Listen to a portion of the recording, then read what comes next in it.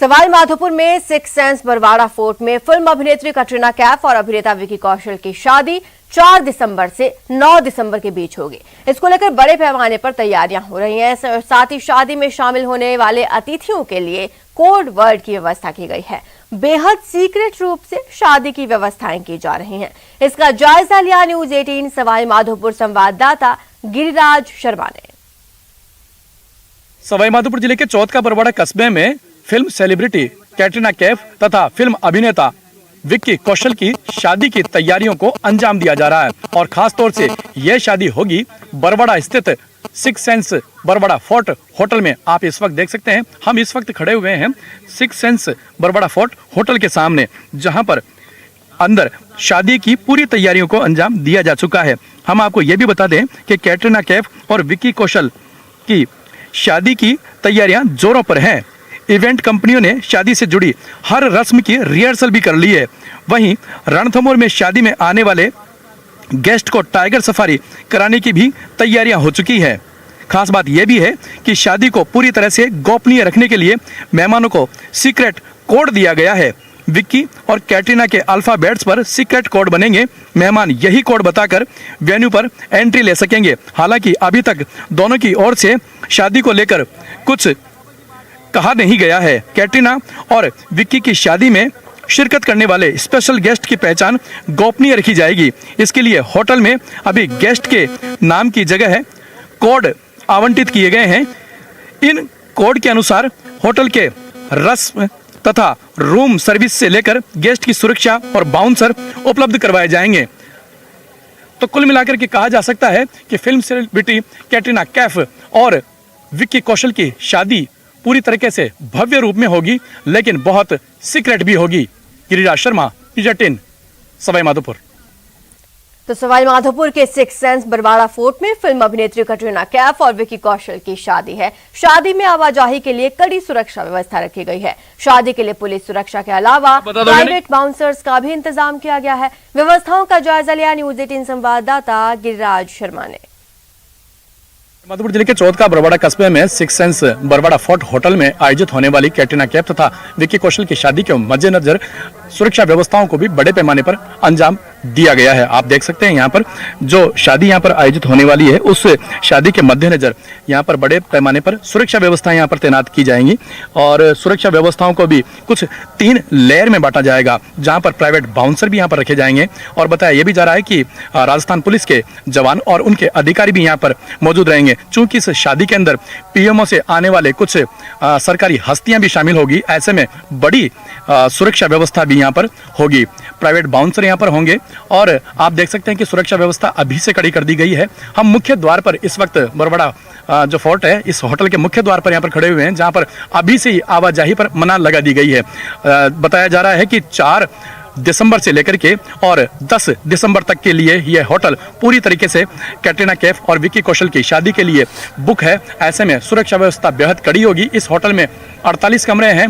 इसके अलावा जो इसका किराया है वो 50,000 रुपए से लेकर के 5 लाख रुपए प्रति दिवस के हिसाब से है। तो ऐसे में बड़े पैमाने पर भव्य शादी होगी और सुरक्षा व्यवस्था बेहद कड़ी होगी। Giriraj Sharma, news 18 Sawai Madhopur.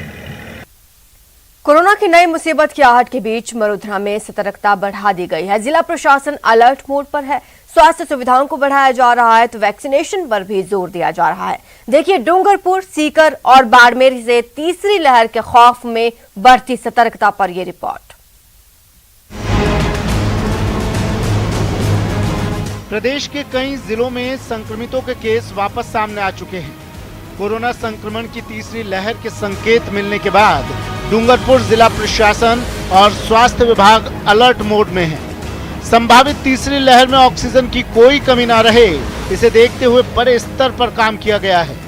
Medical college अस्पताल में 3 नए ऑक्सीजन जनरेशन प्लांट लगाए गए हैं। इनकी क्षमता 3000 एलपीएम ऑक्सीजन जनरेशन की है।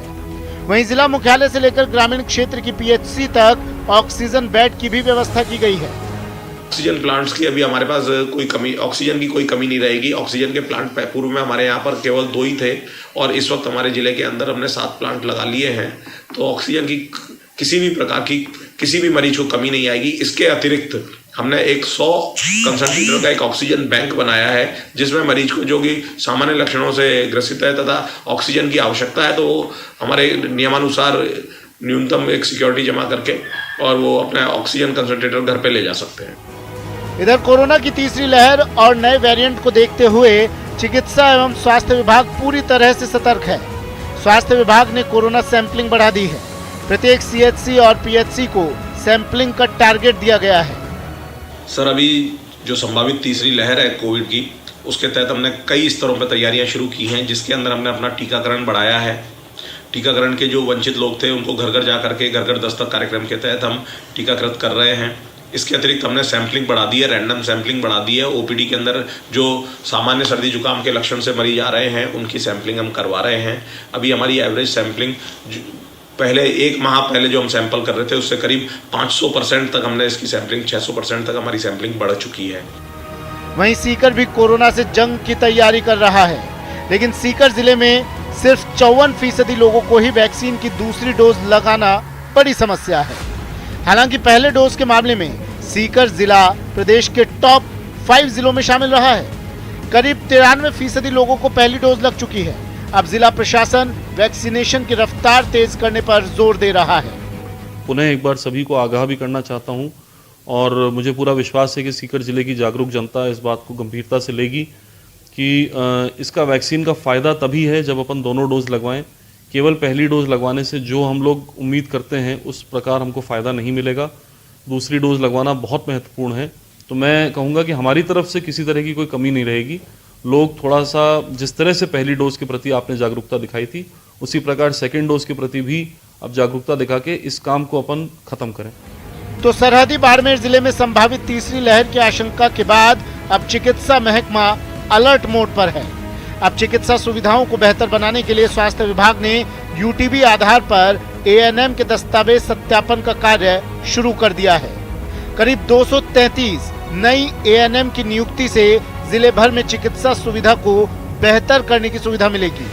इससे दूरस्थ इलाकों में चिकित्सा सुविधाओं का फायदा मिलेगा। टोटल हम 233 कैंडिडेट को बुलाए और 250 कैंडिडेट का मैंने निकाली थी लिस्ट। उसमें 17 कैटेगरी जो एसटी की कैटेगरी नहीं मिलने के कारण हम खाली रह गई। काफ़ी कुछ हम जो हमारे सब सेंटर बिल्कुल खाली है और जब पीएससी खाली है वहाँ जहाँ रिक्वायरमेंट है एएनएम की पहले सबसे पहले उन्हीं को भरेंगे जहाँ बिल्कुल वैकेंट पोस्ट है। मतलब साफ है कि कोरोना के नए वेरिएंट के बाद हर जिले में प्रशासन अलर्ट मोड पर है। व्यवस्थाओं को जांचा परखा जा रहा है तो वैक्सीनेशन पर एक बार फिर जोर बढ़ा है।